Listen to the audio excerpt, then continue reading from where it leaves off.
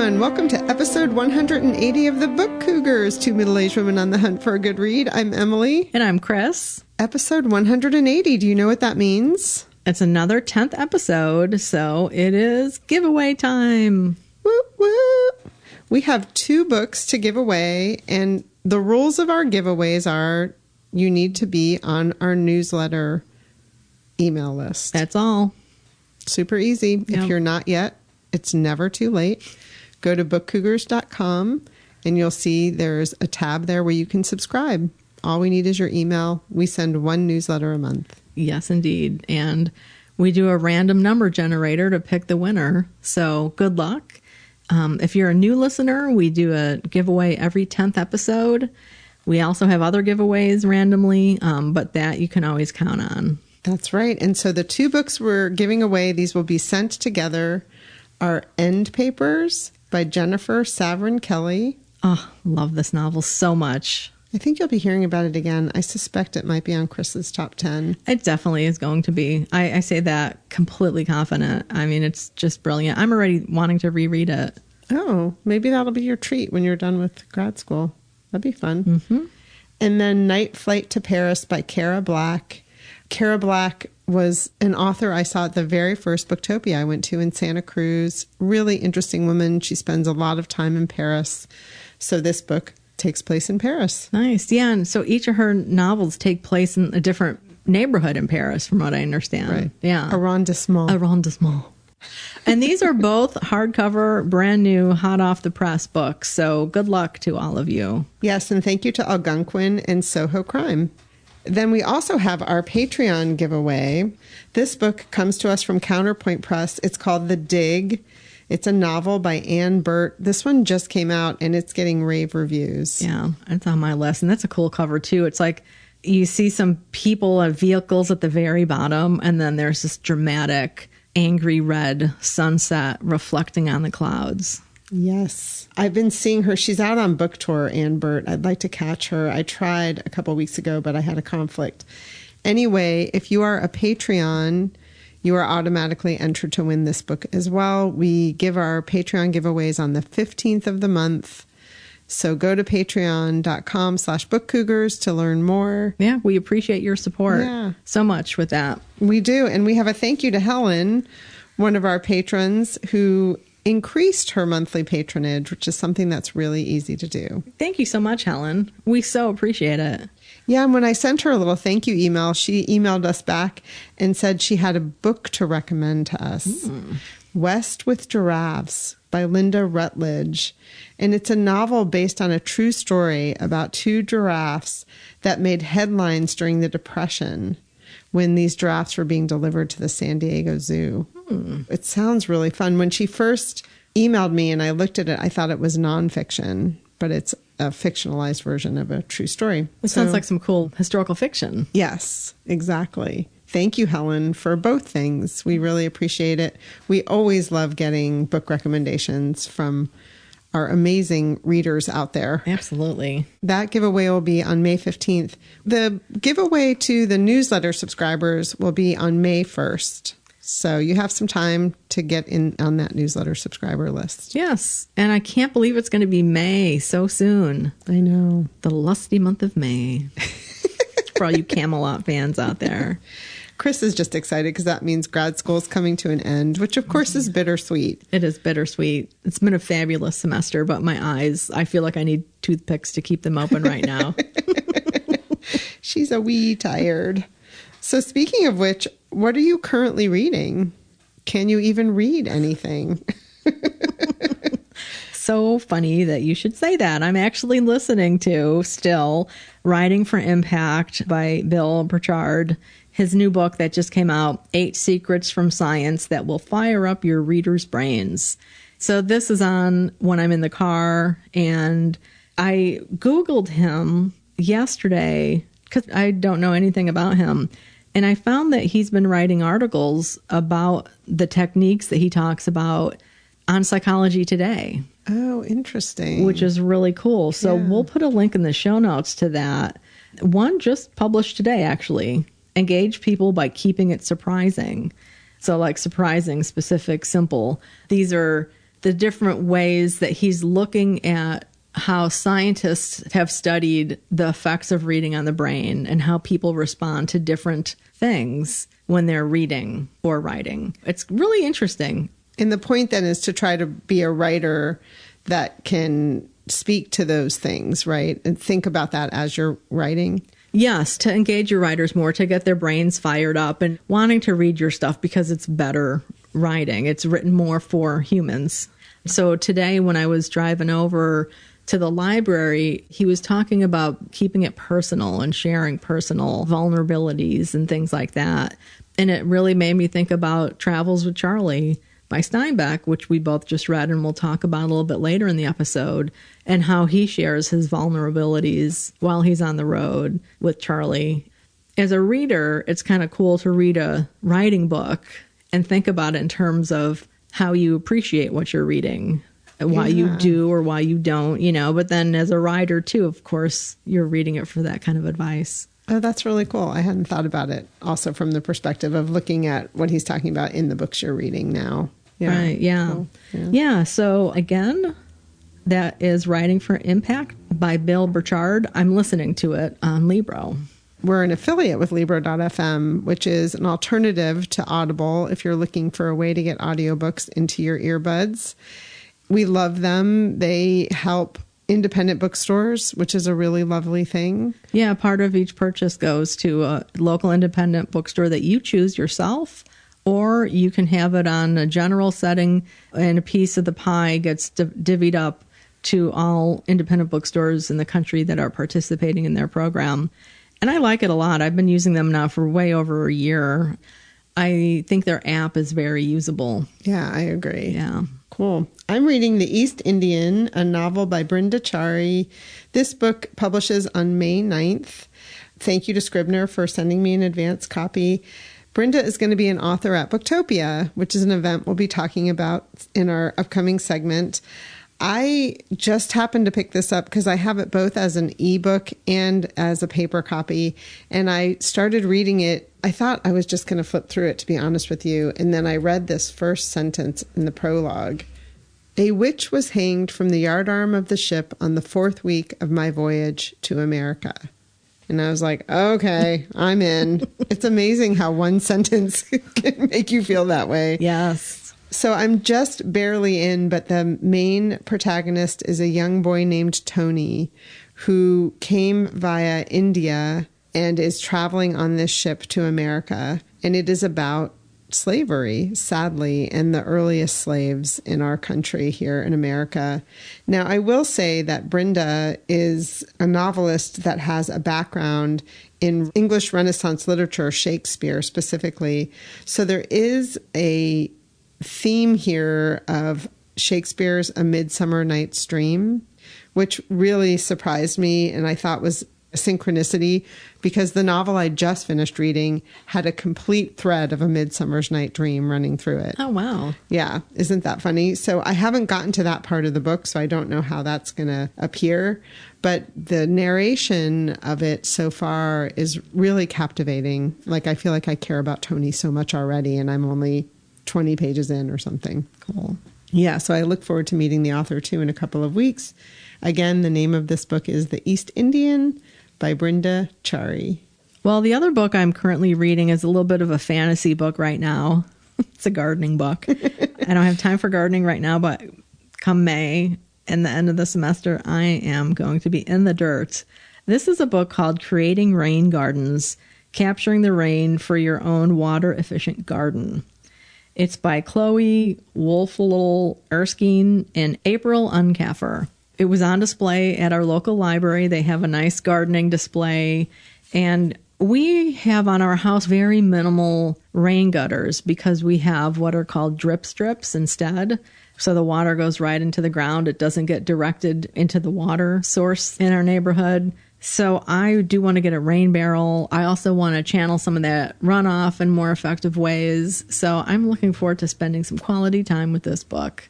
Very cool. At my old house in Ohio, I had a rain barrel and I loved it because I could water all of my plants with it. Yeah. And I kind of wanted to move it with me, but it didn't make sense because I didn't really know where I was moving. But they're very useful. Yeah. I've been looking at a lot of different styles, and I definitely want to get one. Funny story, one of my friends in the Chicago area posted a picture of the rain barrel of hers that was frozen solid and split down the middle because somebody didn't empty it before the cold weather came. So that is something I'll definitely remember if I do get one come winter. Again, that's Creating Rain Gardens by Cleo Wolfel Erskine and April Uncaffer. I'm reading Three Roads Back, How Emerson, Thoreau, and William James Responded to the Greatest Losses of Their Lives. This is by Robert D. Richardson with a foreword by Megan Marshall. Robert Richardson sadly has passed away. He passed away in 2020.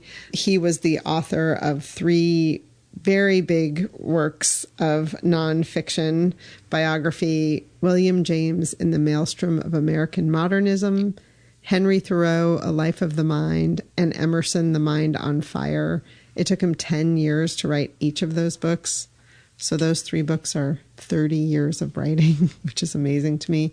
This is a little tiny book. It's 128 pages, I think. And I'm going to be in conversation with Megan Marshall, who wrote the foreword. She's a Pulitzer Prize winner herself of a biography, Margaret Fuller, A New American Life. And I'm not very far into this, but I can tell already it's going to give me a lot to think about. Megan Marshall herself lost her partner before Richardson wrote this book. So when he contacted her back in 2019, when he was still alive, he was a mentor of hers and was telling her about this book that he was working on. I already had the manuscript finished and asked her if she would read it. He knew that it was going to be a challenge for her because this book is about how losses in their life affected their own writing. And that was something that Megan Marshall was in the process of trying to figure out herself at the time. So in the foreword, she talks about how when she first read it, she was deeper in the throes of grief. And as she was able to reflect on it again when writing the foreword, she had already progressed in the stages of her own grief and read it differently. It's really, even just with her foreword, boy, it gives you a lot to think about. And these men were philosophers. The takeaway I have so far is that they believed that the losses in their lives helped them to see how to live life and very much affected their writing in that way. Mm-hmm. So as much as I thought, oh, this is going to be such a sad book, it's really a book about resilience, which I really appreciate. It sounds really good. And I love it. It's a smaller format book, so it's almost like that gift size type book. I can imagine this could be like a good graduation present almost. Yeah, and also, a book when you're not sure what to give someone who is suffering from grief. Certainly, I would put that book in this category. So again, it's called Three Roads Back by Robert D. Richardson with a foreword by Megan Marshall. So Emily, what have you just read? Well, I read the other book that I'm going to be in conversation with up at the Newburyport Festival, The Other Family Doctor, a veterinarian explores what animals can teach us about love, life, and mortality. This is by Dr. Karen Fine. I don't know if we're related. That's going to be one of my first things to ask her. But this book really surprised me because it is a memoir, and she does talk about being a veterinarian that does house visits and how different that is, because she really does get down on her hands and knees to work with her patients, who are the animals.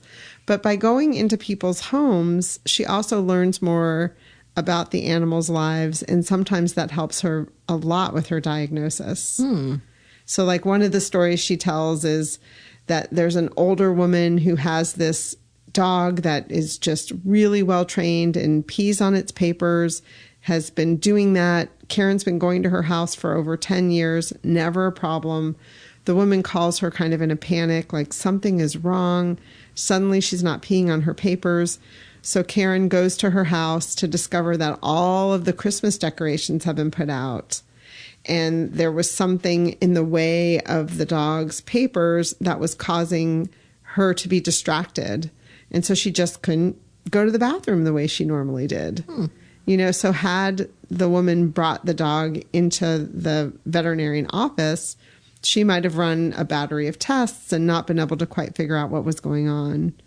So she really talks about the importance of these home visits. So cool. Which, of course, made me wonder, like, I wonder what it would be like for us humans if they still had the days of, you know, the doctor coming to visit you like they did back in the day. All right. Wow. Well, our vet comes to the house. Yeah. And we love her so much. And I didn't really put that together, though, that she can probably see more of our, well, she does see more of our environment and their environment. Right. Yeah. It's very helpful. And then, you know, the other thing she talks about at the beginning of the memoir is how hard it was for her to get admitted into veterinary school and then to find a job after she got out because she was a woman. And she's of our generation. So things have definitely changed in the world around that. But I really appreciated that and thought that these women who kind of broke through these barriers have done so much for the younger generation. So I was very appreciative to her as I was reading that, thinking about my own daughter who now works in an animal shelter and has a lot of opportunity. She talked also about her own struggles with some illnesses, both with her own pets and then how that informed her about challenges when she was facing some illnesses of her own. And one of the differences she talks about is how animals, they don't know that they should be upset about something the way that we humans are. You know, like if you know you're about to have surgery, we'll do a lot of thinking about the outcome for that, how it's going to affect our lives differently. We get anxiety, we worry. Where she talked about one dog who lost a leg, and within 2 days, the dog was literally back to his old self and his own life and just doing it on 3 legs instead of 4, and how different that is for human beings. So that was really interesting. I really enjoyed it. Her writing is light and fun, and it was a really good memoir. I'm glad I got the chance to read it, and I cannot wait to talk to her about so many things. That's great. So glad you've enjoyed this. Again, it's called The Other Family Doctor. I will say I also listened to the audio and read, and it is narrated by Dr. Karen Fine, the author. Awesome. Yeah. That might be a good road trip listen this summer. Yeah. Yeah. You know, something kind of different. Although then I might miss my dogs at home. Yes. And there's some sad stories. It's not all happy. Yeah. So. You know, I wanted to be a vet when I was a kid, like millions of other children, until I realized I would have to do hard things. Yeah. It wasn't just about petting them. And yeah, she talks a lot about euthanasia, actually. That is a big part of the book. So there are definitely hard conversations as well. Yeah. Well, I finished Chase of the Wild Goose by Mary Gordon. This is a novel that came out in 1936 from Hogarth Press and was recently put out in a bright fuchsia new edition by Lurid Editions 2023. It's a joint biography of 2 18th century women who were kind of maligned by their own time, but ahead of their time. They're known as the Ladies of Llangollen. It's Lady Eleanor Butler, whose dates are 1739 to 1829, and Sarah Ponsonby. So Sarah Ponsonby, her dates were 1755 to 1831, and they were both Irish women who didn't want to marry just to marry to extend their family's power. They were probably lesbians, and that was probably part of it, but they definitely didn't want to marry. If they married, they wanted to marry for love, and that wasn't happening. They fell in love, and they plotted their escape, which was an escape from their families. And the first time they made an attempt, it didn't go all that well. Lady Butler had found a place, though, in Wales that she purchased on the way to London one time. So that was going to be their place to go to.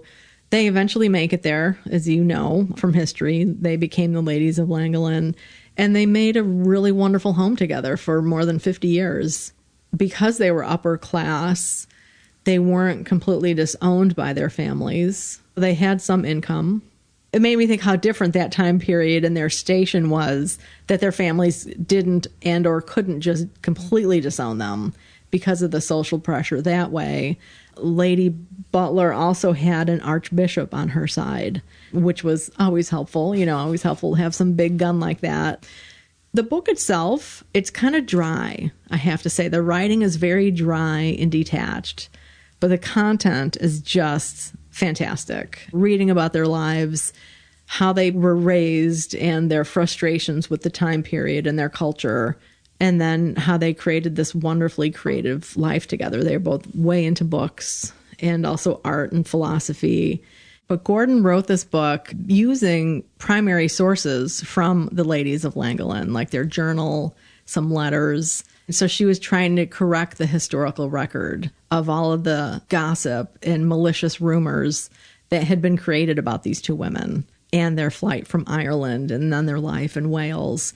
So she was trying to write a history, but it's also kind of a bit of a novelization because there's some things she doesn't know for sure. The genre doesn't matter as much as the content, let's just put it that way. And then towards the end, there's some interesting ghost stuff. So as dry as the writing is, it was really also surprising at times. So that kept you going with it. Yeah, it did keep me going. I mean, and I was really interested in the content and what did they do and how did they do it and what became of them. Right. I was more interested in that than in the quality of the writing per se. That's what I mean when I say if you're looking for a read that's going to satisfy you aesthetically, this might not be it. But if you are looking for the history and the lives of these women, the time period, I highly recommend it. So again, that was Chase of the Wild Goose by Mary Gordon. I finished Summer Stage by Meg Mitchell Moore. This book publishes on May 23rd, just in time for your beach reads, everybody, which is exactly what this book is. It takes place on Block Island, which is an island off of Connecticut that you get to by ferry, or if you're lucky enough to own your own big boat. And also in Narragansett, Rhode Island, which is where some of the characters live. It's told from 3 different points of view. One is Sam, who's in her early 20s, has graduated from high school. Her parents really want her to go to college, but she chose not to. And then her uncle, Timothy, and her mother, Amy. So Amy and Timothy are sister and brother. And when Sam was young, she was a child actor and lived with Timothy for a spell in LA because he too is an actor and a director.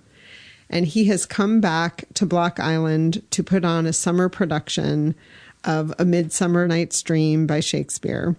He's living in a friend's home on the island because he and Amy grew up there. Amy, Sam's mother, has taught high school for years and years, and she gave up her own potential career as a playwright in order to raise her family.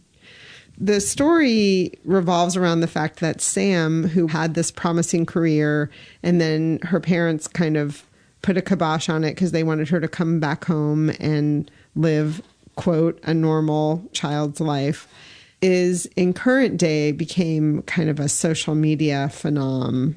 And I'm not going to tell you why, because that would spoil a big part of the story. So part of the tension has to do with how Timothy, her older, now kind of on the other side of his career, uncle, doesn't have much respect for the younger generation and how they become famous. He worked really hard to become famous in what he perceives as the correct way, which is to be a stage actor. So there's some tension around that, but they all come together over the course of this summer trying to put on this production of A Midsummer Night's Dream. If you've read Meg Mitchell Moore's book, I think it was called The Islanders, there are some returning characters, which is fun, and I had read that, so I appreciated that part of the book. It was pure, easy read, pleasure. I enjoyed it. I did not enjoy it as much as that other book, but I did enjoy it. Again, it's called Summer Stage by Meg Mitchell Moore. Well, we had a buddy read of Travels with CHARLEY. Yes, we did. This is for the Vintage Book Club. That's an in-person book club that we both enjoy very much. We are meeting tomorrow, the 20th, with the group. So I'm glad we both finished it to talk about it today. I so enjoyed this book. It's a nonfiction account of a road trip that John Steinbeck took with his dog, Charlie. In the early 60s. And I listened to it. It's narrated by Gary Sinise, the actor, which made me think a lot about Forrest Gump, because that was the first time I ever saw Gary Sinise. The narration was really good. I did both. I read and listened. Nice. Yeah, I just read completely. And, I love road trips. I love dogs. So, and I've enjoyed Steinbeck's writing in the past. So I figured I would enjoy this very much. But I love how he talks about how, we don't take a trip takes us. Yes. And that whole thing of no matter how much you plan, you always have foibles happening along the way. And so I think with age comes knowledge of that, and that you do have to have some type of planning. You need clean underwear or whatever the case, those basic things, but you also just have to let things unfold as well. The older I get, I also appreciate you don't even really need clean underwear. I mean, do you ever notice you pack all this stuff and then you wear the same thing over and over? I'm like, why did I pack all this stuff? A, and B, you can turn underwear inside out. But all that being said, he did rig up a very fancy clothes watching system for himself, which I thought was funny. Yes, that was really good. So he had a pickup truck with a camper on the back of it. And the things that he does are just really interesting. I wanted to read one bit, too, about when he's packing. So this is very early on. I thought I might do some writing along the way, perhaps essays, surely notes, certainly letters. I took paper, carbon, typewriter, pencils, notebooks, and not only those, but dictionaries, a compact encyclopedia, and a dozen other reference books, heavy ones. I suppose our capacity for self-delusion is boundless. And then he says, I knew very well that I rarely make notes, and if I do, I either lose them or can't read them. I also know from 30 years of my profession that I cannot write hot on an event. It has to ferment. It must do what friends call mull it over for a time before it goes down. And in spite of this self-knowledge, I equipped Rosinante with enough writing material to take care of 10 volumes.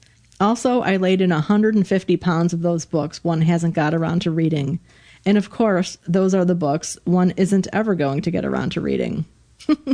So I just really enjoy his humor with that and poking fun at himself. I love that too. And as I read that part, I was packing for our weekend in New York, and I was planning a weekend where I was going to be so busy, but I still had to take 2 books with me, Dare to Dream, Right. So I love that he did that as well. Yeah. Early on in the book, it was kind of a rough start for me because there was some manly ego stuff happening, but then that didn't get carried on, which was good. I think the reason was he wasn't doing well physically, and I think he was struggling with that. Yeah, I guess it didn't really bother me. I didn't notice that part. I actually thought some of the things he wrote about aging were really beautiful. Accepting the changes in his face and his body, because he was not a young man when he set off on this trip. He was 58. Mm-hmm. Yeah. I mean, I'm not saying he was old, people.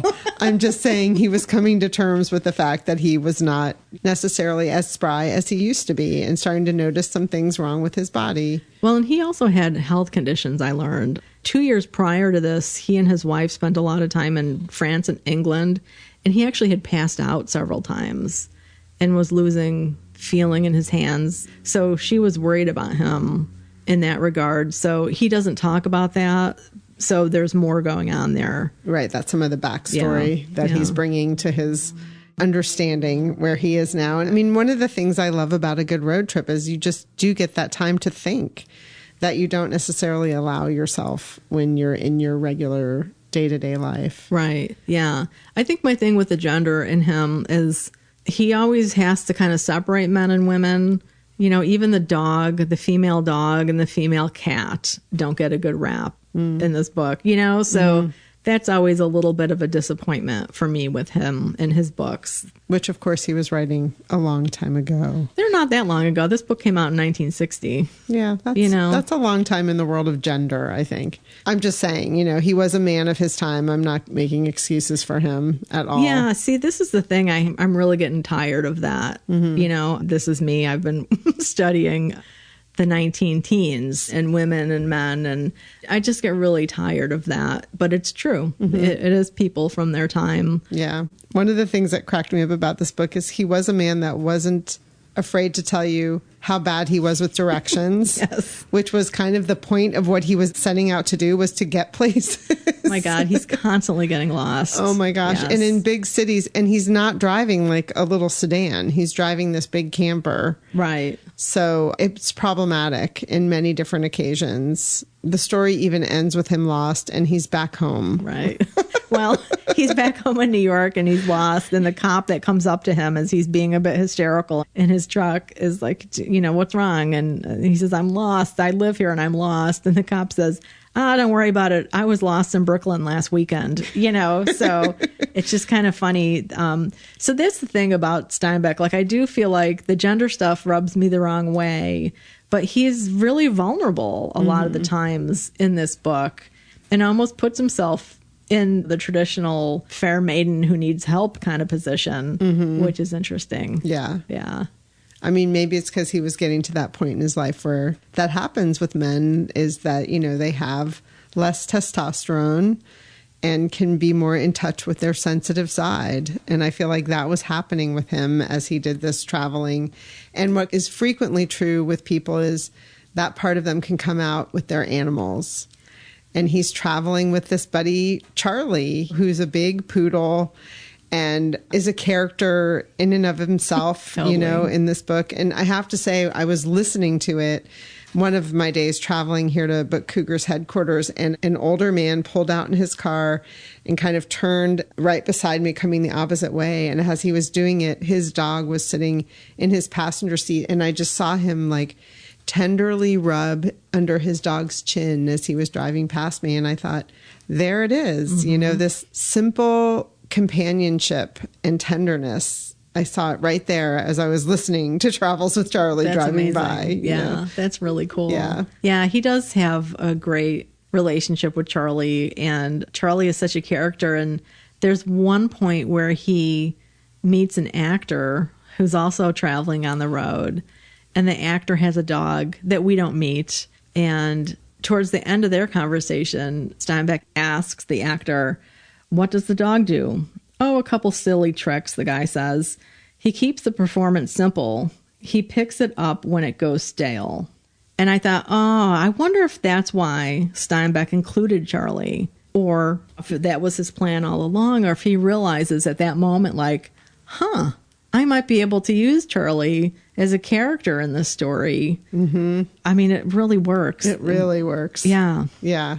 There's some really funny scenes with CHARLEY. There's poignant scenes. CHARLEY at one point gets ill, and we're all worried as we're reading. Like Chris and I already talked about this, like, I don't know if I want to keep reading if something happens to CHARLEY. I know. I was really worried. Another interesting point, too, I made a note here, that the interstates were new at this point in time, which is something that's hard for us to imagine because we all, for the most part, grew up with them. And at one point, there are instructions on the road, on the interstate, that screamed at him, he says, do not stop, no stopping, maintain speed. And I thought that's so fascinating that like people needed to be instructed on how to drive on these new types of roads.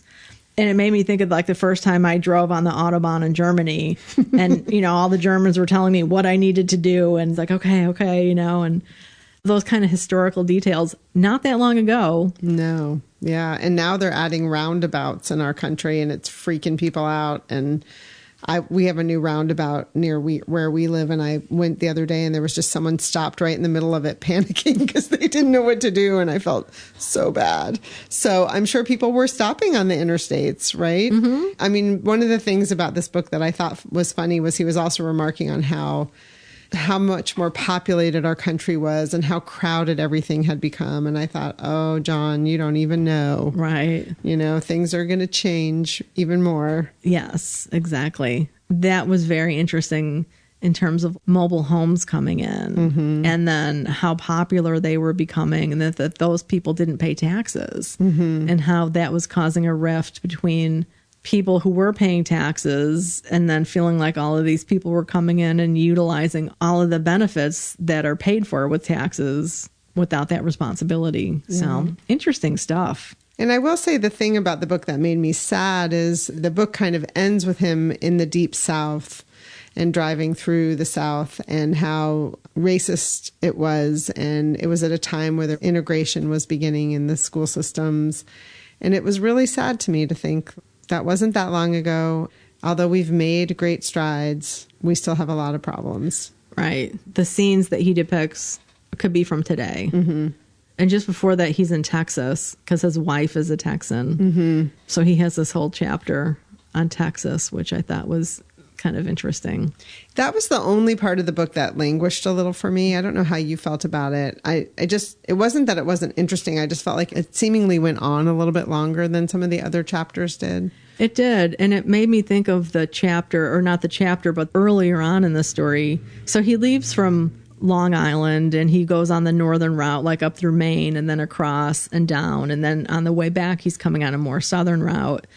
So on that northern route, he stops in Chicago where his wife comes and meets him. And he says, I had a wonderful time. He's like, but I'm not going to talk about Chicago a lot because it's not the road trip and I don't want to break things up. It's not the literary part of what I'm writing. So that was understandable. But then, like you're saying, in Texas, he does take more time. Mm-hmm. And I wonder if that was a decision made because he's talking about family and friends. Yeah. And if he wanted to just include them in that way because he could. I kind of wanted his wife to write a story about her time without John and CHARLEY.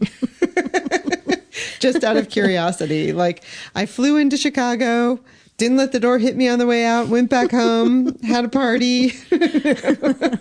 Well, she was worried about him. Mm-hmm. And there's one point early on, he says that there's genuine worry about him traveling alone, that he'd be open to attack, robbery, and assault. And I thought, how fascinating that this is a strapping white guy and people are concerned about him being out on the road alone. Yeah, well, he wasn't young, like I said. Yeah, but still. And seemingly didn't know how to get anywhere. Well.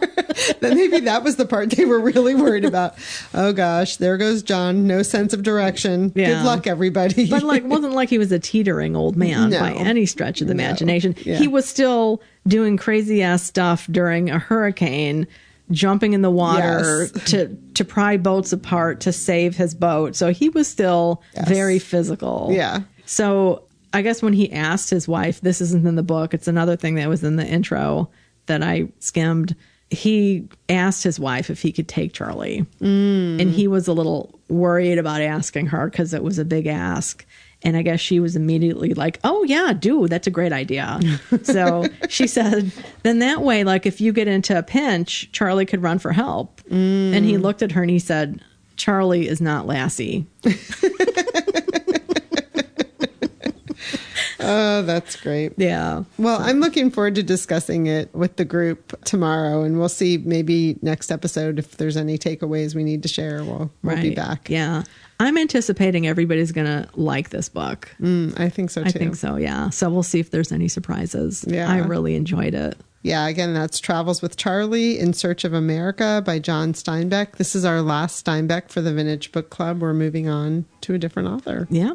Next up is going to be Anne Petrie. Yes. Can't wait. Looking forward to that very much. We also have a sponsor. This episode is sponsored by Diana Moga, who is a writer and a reserve military officer with a day job. Her debut novel, The Peak Experiment, is loosely inspired by her personal experiences. Carla Castillo is a senior cadet at the Unified Military Academy, where she and her fellow cadets are dropped into a 100-acre training forest during their final exercise, and cadets start to die. Determined to find out what went wrong, Carla plunges into the depths of a government conspiracy. She ultimately learns that ethics are not always black and white, and there's more to being a soldier than doing what she's told. It's available now in paperback and ebook. Check the show notes for links. Biblioadventures! We have a lot of biblioadventures. Tighten your seatbelts. I had several biblioadventures. One of them is a podcast that I started listening to that I want to tell everybody about. It's the Women's Prize for Fiction podcast. And I hadn't listened to it before. And in season 5, They talk to authors who have won the Women's Prize, and I believe authors that have been nominated as well. And I listened to 2 that I want to tell you about. And what they do is they ask these authors to come with their 5 favorite books, which right then I started sweating thinking about that. And then at the very end of the episode, they say, okay, now if you had to choose one to be your favorite, which would it be? Jeez. Like, I was like, you're pushy. But they both did it, the 2 I listened to. So season 5, episode 12 was Maggie O'Farrell. One of the books she talked about was Where the God of Love Hangs Out by Amy Bloom. Oh, cool. Yeah, and I thought it was really cool. And she said she thinks Amy Bloom is really under the radar and more people should be reading her, which we both agree with that. Yes. And then the other one I listened to was season 5, episode 15 with Madeline Miller. One of the books she recommended was Kitchen by Banana Yoshimoto. And I had found a copy of this book. I have it on the shelf here at Book Cougars headquarters with you at a used bookstore. I just haven't had a chance to read it. So this made me move it much higher up on my TBR. And it was written in the 90s, but it has one of the first transgender characters in a novel. So that piqued my curiosity when she told me that. I wanted to read it for other reasons, but now I want to read it even more. So if you're looking for a new podcast, one talking about books, but also from kind of the author's perspectives and why they liked these books, which I do think they shared and talked about the books in different ways, partly like why they do it, if they need to get through some writer's block or something, why these authors help them. So I really enjoyed it. Again, Women's Prize for Fiction podcast. Those are the 2 I've listened to so far, but I will go back. Nice. So you mentioned your TBR. I know you use Goodreads. Do you also have like a written TBR or a stack or something? No. And I have to be honest, I'm very good at keeping track on Goodreads of what I'm currently reading and what I finished. I'm not great about TBRs on Goodreads. I'll do that like if someone says something to me about a book and I'm not going to remember that, then I'll put it in there. Or if one of my friends on Goodreads has a book that looks interesting, it's so easy to push that button, you know, want to read, I'll do that. Yeah. It's not organized in any way. Mm-hmm. How about you? It's not on Goodreads. It's not organized. And once upon a time, I completely wiped out the TBR section that I had because I thought, I don't even know what half of these books are anymore.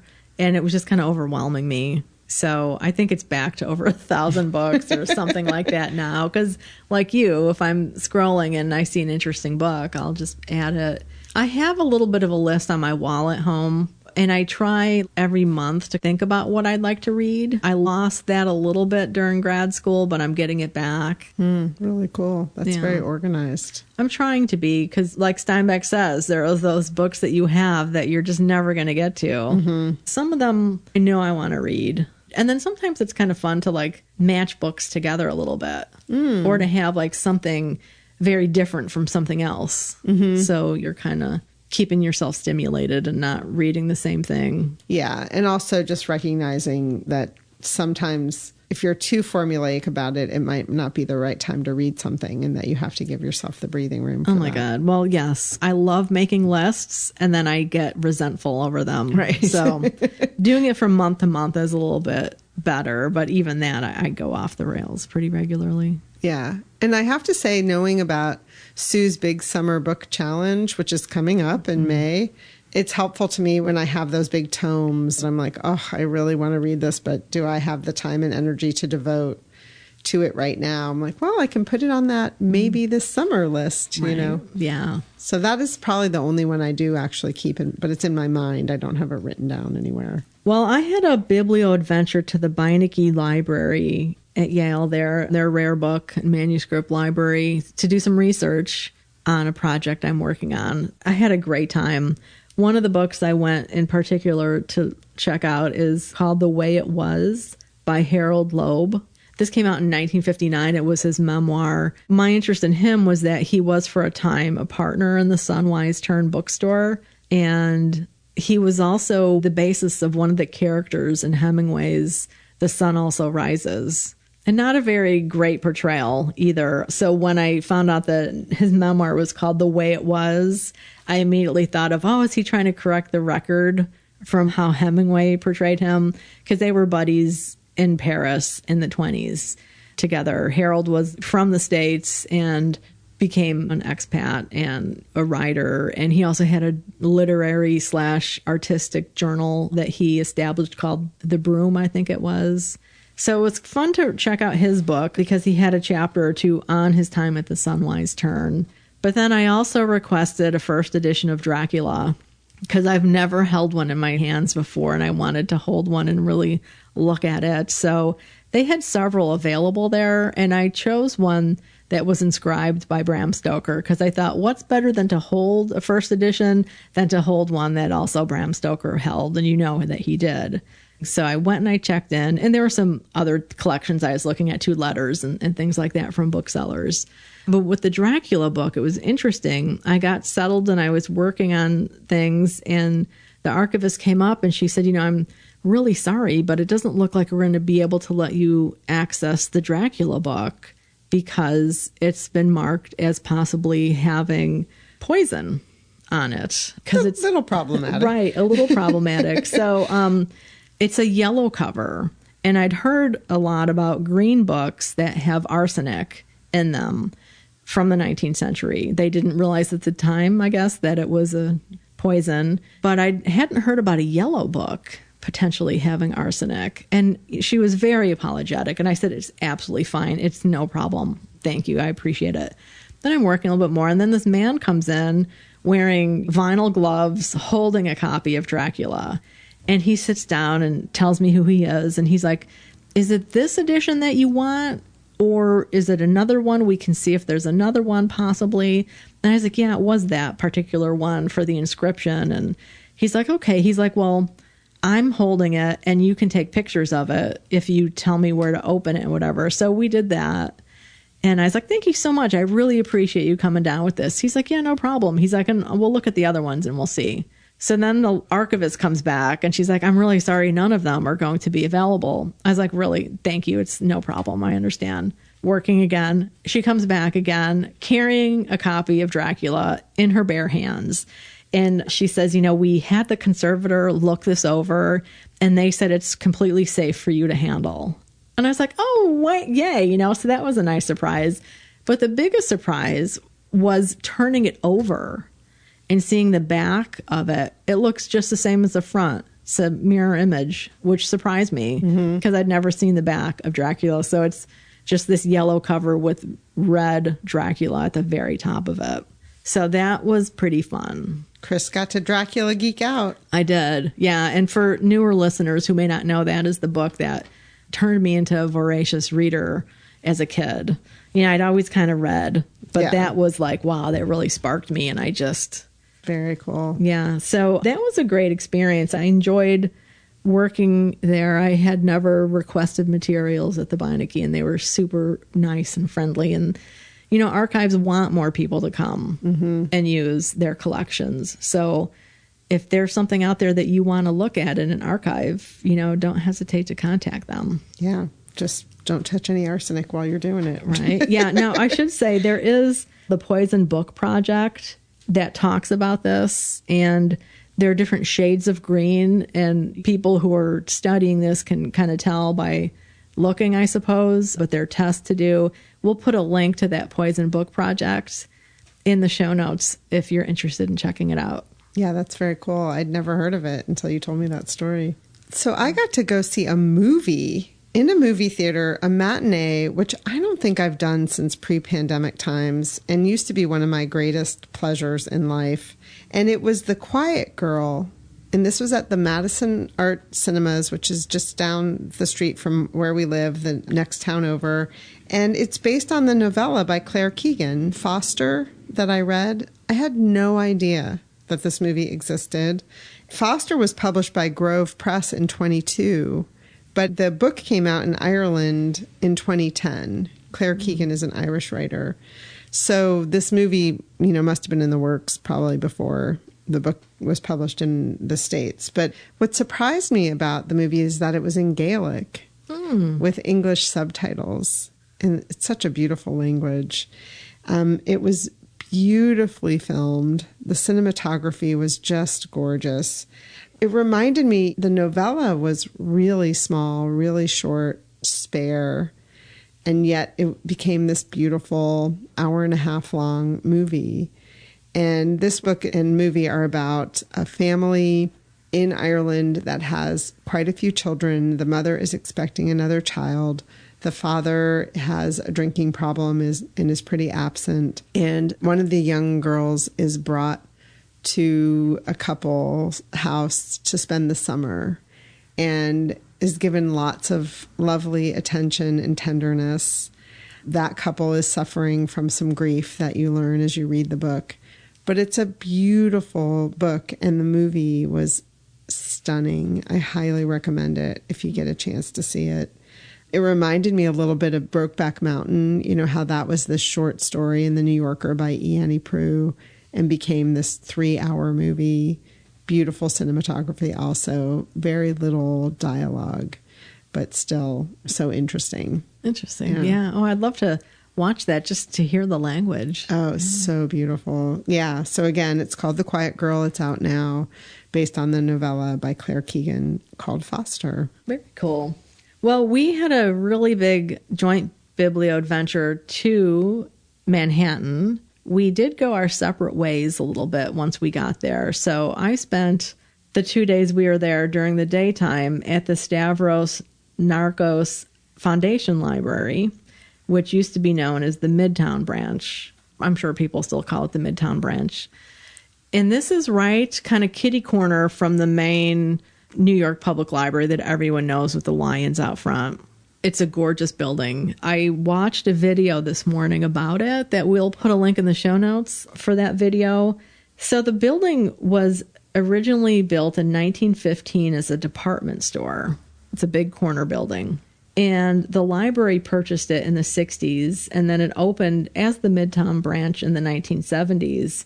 But just very recently, it reopened after a $200 million renovation. That's why it's so beautiful. Yes. And it's a renovation that was done and built to last. It's gorgeous. Mm-hmm. You and I have been in there before with Aunt Ellen, and it was really nice to be in there for an extended period over the 2 days and really explore all the floors in between work sessions, you know, and just go and check it out. Really wonderful seating and study spaces, and very well utilized. Yeah, and I was there to go to the Cherry Bombe Jubilee. I've talked about Cherry Bombe magazine before. It was one of my recommendations for holiday gifts this year. It is a print magazine that comes out quarterly, and Cherry Bombe magazine and Radio Cherry Bombe, which is a podcast, feature all women restaurateurs, chefs, and it was their 10-year anniversary of Jubilee, which is an in-person event for networking with women chefs and restaurateurs, people who have food products. I was a volunteer, so I got to just be in the background, and I was assigned to the cookbook signing sessions, which was not hard work for me. I really enjoyed it. I got to talk to these chefs and cookbook authors. I also got to talk to the staff of Kitchen Arts and Letters, which is a cookbook store on the Upper East Side in the 90s that I've always wanted to go to, haven't gone, will be going the next time I go to Manhattan. But I got to know some of the staff, which was really fun. And they have events, so I'd like to, you know, somehow go back to the city and tie it in with an event with them. It was a really lovely chance to see hundreds, literally, I think there were 800 attendees, hundreds of women supporting each other, networking, excited to see these cookbook authors is excited to see each other. You know, it was a really great weekend. So cool. Yeah. Yeah. But I did miss you, Chris. Yeah, I missed you too. You know, especially like because Saturday morning you took off early to get to there, and I had class. So I did my class from Aunt Ellen's. Thank you, Aunt Ellen, for letting us stay at your pad again. Yeah, we really appreciate it. So lovely. So I did my class, and then the weather was going to be kind of iffy. They kept saying there were going to be storms.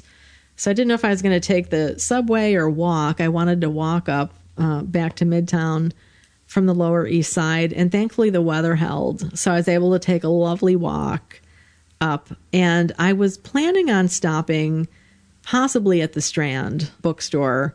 I wasn't sure if I would or not, but along the way, I had the pleasure of running into Codex Books. They're a bookstore / coffee shop on Bowery and Bleecker Street. That was a nice surprise to run into them. And then I also stopped into the NYU bookstore. Didn't anticipate that either. I was in search of a pencil pouch, a particular kind. They didn't have it, but it was kind of cool to check out their shop. The front part is all dedicated to their spirit gear.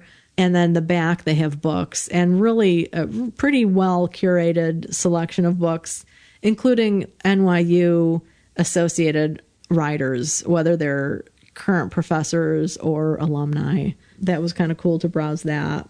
I did stop at the Strand, but boy, I mean, it was a Saturday in April and it was beautiful, warm weather. That place was so crowded. I ran downstairs to look for something, and then I was going to try and make it to the fiction section, and I was just like, oh, forget it.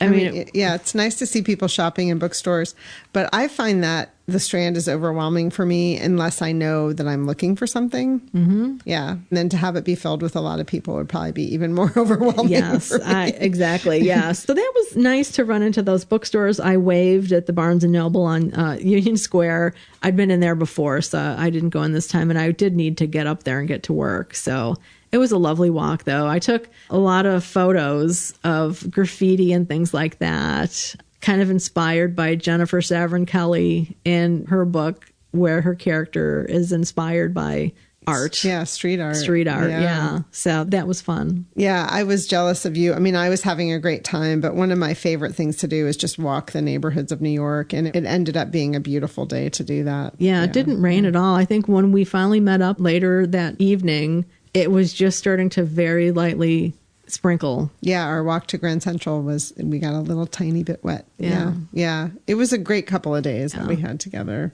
I had one other biblio adventure.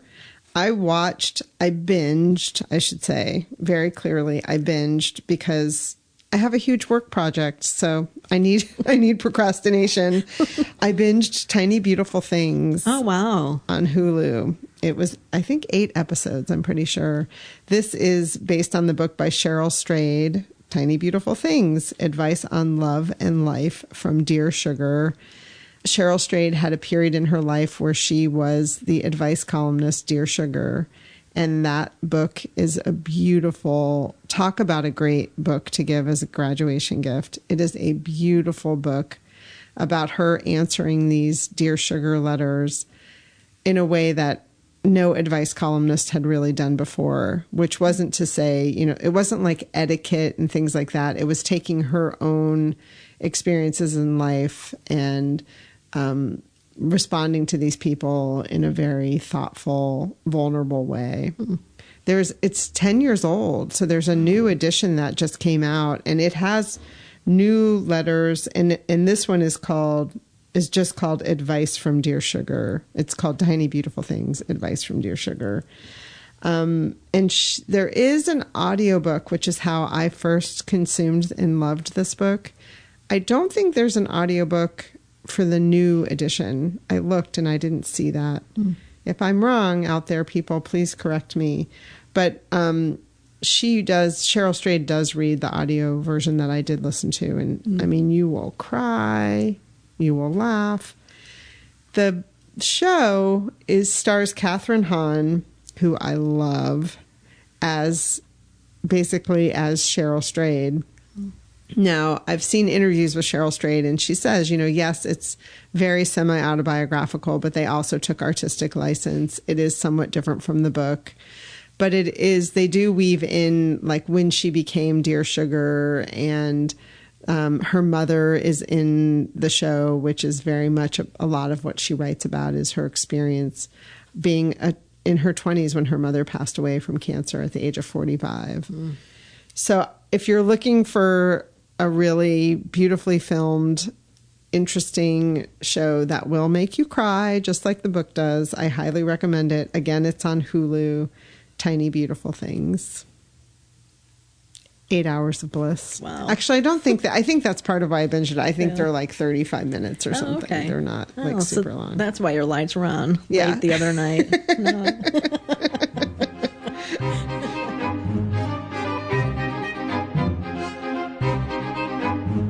Chris, do you have any upcoming jaunts planned? Well, I am going to be attending that Willa Cather event that I mentioned last time. Author Benjamin Taylor is going to be talking about My Antonia on April 27th, and that's through the National Willa Cather Center. So check that out if you're interested. It's, I think, $20 a session, and there are going to be 4, and you can get it prorated if you purchase all 4. But exciting stuff in Willa Cather land going on. Her birth home, which is in Gore, Virginia, just outside of Winchester, Virginia, has been just rotting away for decades. And the previous owner, who people had tried to purchase it before, it's a protected building. You know, it's on the National Register of Historic Places and the Virginia version of that. But no sales ever went through. Every sale just did not happen. But he passed away recently, and his heir is selling the property. So the National Willa Cather Center, they're too tied up financially and also personnel-wise to do anything about it. But they are supporting efforts to raise funds for the Cather family and others to purchase the property. It's going on the market on April 20th. So $200,000 is the cost of the property, I think, is what it's going to be. And then Ashley Olson, who's the executive director of the foundation, who we've interviewed before on an episode, she estimates it's going to cost about $1 million to stabilize the home because it does look like it could collapse any day. It's in bad shape. So that's exciting news. And I hope they are able to purchase it and save it because, you know, we don't have a lot of literary heritage in our country comparatively to other countries. So I think it'd be nice to see that saved. Yeah. Yeah. It was her grandmother's home that she was born in. So, yeah, we'll report back and let you know what happens. That's so cool. What about you? I have a virtual event on April 26th at 7 p.m. I'll put a link in the show notes. This is with Maggie Smith in conversation with Alyssa Altman about her new memoir, which is out now. You Could Make This Place Beautiful. Oh, I loved this book so much. And this is a joint event with Barrett Bookstore and Main Street Books. So again, I'll put a link to that in the show notes. And I want to remind people about the Newburyport Literary Festival on April 29th at 9 a.m. I'll be in conversation with Dr. Karen Fine, and then at 3 p.m. with Megan Marshall. It's 100% free. Come visit. Go visit, yeah. So this is Newburyport, Massachusetts. So especially if you're in New England and it's easy for you to get to, that'd be so much fun. I haven't attended it yet, but I've heard amazing things about this festival and one of their local bookstores. Yeah, Jabberwocky Books is a great bookstore.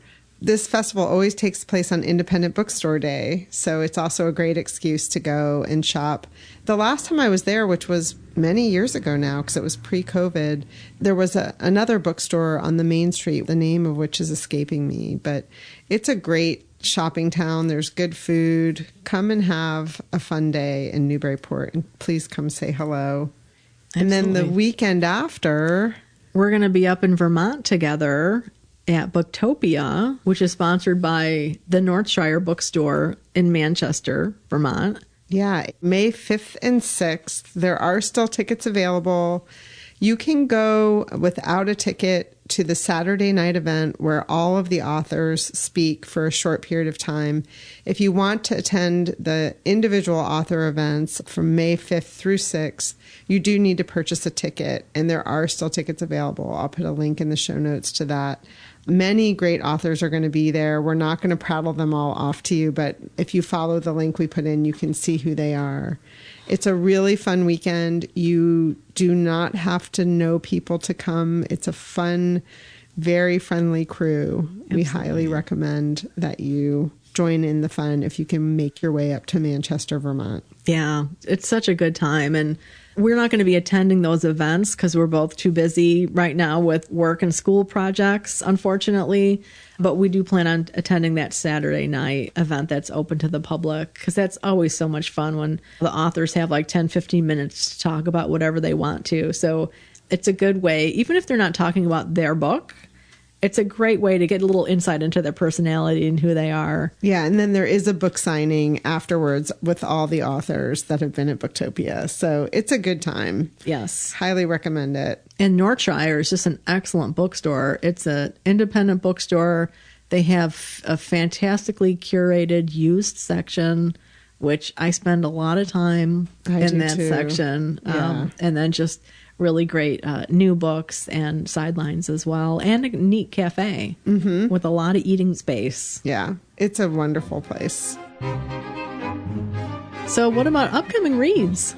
I think we have a buddy read here. I think we do. We are twinsies in our hands. We are both holding copies of Real Life, The Journey from Isolation to Openness and Freedom by Sharon Salzberg. Yeah, this just came out, I think, last week. And she's been doing a little series with the word real in her books. And so we're going to get to talk to her next week also. And I'm curious to ask her what this series in general means to her, because she has a book called Real Happiness at Work, Real Love, Real Change, and now this one, Real Life. Part of what she talks about in this book is aspirations, which I'm really curious to ask her about that.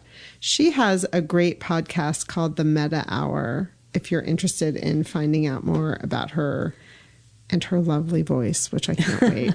Yeah, and she's a Buddhist teacher who has been quite prolific and active in American Buddhism for quite a while. So it's going to be a real honor to talk with her. And so stay tuned for a future episode of our conversation with Sharon Salzberg. Yeah. And then in the Out Now category, Saturday Night at the Lakeside Supper Club by J. Ryan Straddle is out now. I waxed poetic about this book, I think, on the last 2 episodes. Very jealous that one of our Booktopia friends, Chris, is going to be interviewing J. Ryan Straddle during the Sunday sessions, which are virtual at the Newburyport. So I can't wait to poke her about that a little bit and tell her how jealous I am, but probably good that I'm not talking to him because I would probably just fangirl the whole time.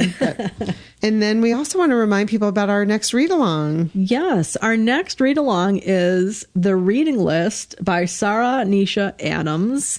This is our second read-along of the year in our year of reading books about books. Yeah, and Sarah's going to be on an upcoming episode later in May, but we want to remind people that the Zoom read-along discussion of this book will be on Sunday, May 21st, 7 o'clock Eastern Time. We have a few spots left. Send an email to bookcougars@gmail.com if you would like to be part of that conversation.